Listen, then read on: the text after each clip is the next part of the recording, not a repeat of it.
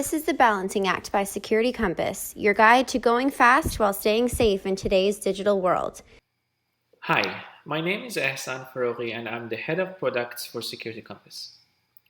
I've been in the cybersecurity industry for around 15 years now, and I've worked with security teams of maybe over 50 different organizations.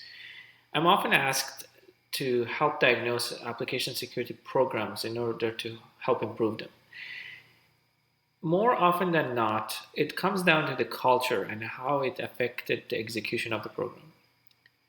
Regardless of how much organizations need invest in security, security risk is real. When it comes down to breaches, it's not a matter of if, but a matter of when. The challenge is that much like the water getting into a house through a tiny crack, exposures comes from the weakest link.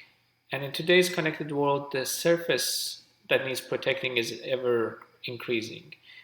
It's very hard to protect against security breaches. I can go on and on about the importance of the human factor in security, but it's suffice to say that in every single organizations that I've worked with, there are solid policies in place that have protected the organization. Where it comes down to the breaches, it's usually the case that these policies weren't implemented properly.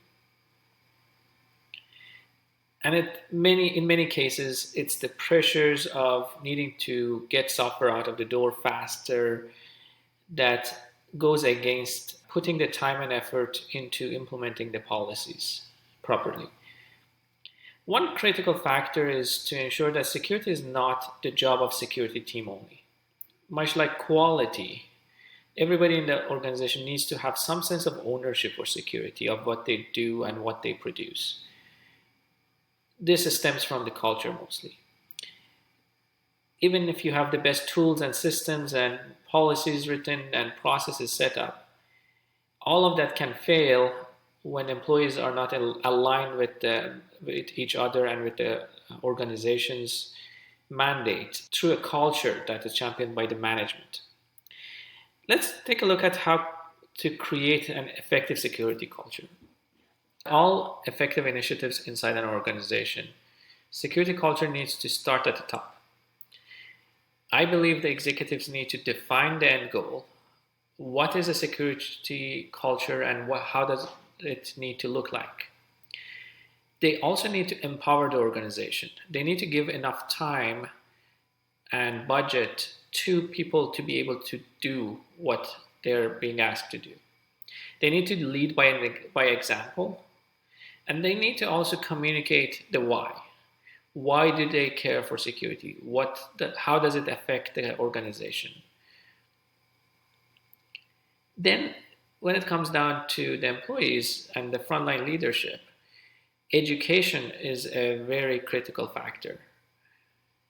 A lot of time we see an overemphasis on technical education, like teaching somebody on how to encrypt better, whereas the training on awareness and process is often overlooked.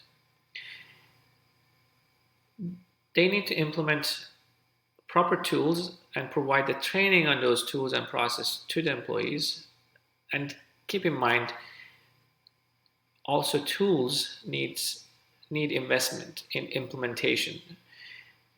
Most of the security tools are not turnkey solutions. They need to be fine-tuned to the organization to be effective.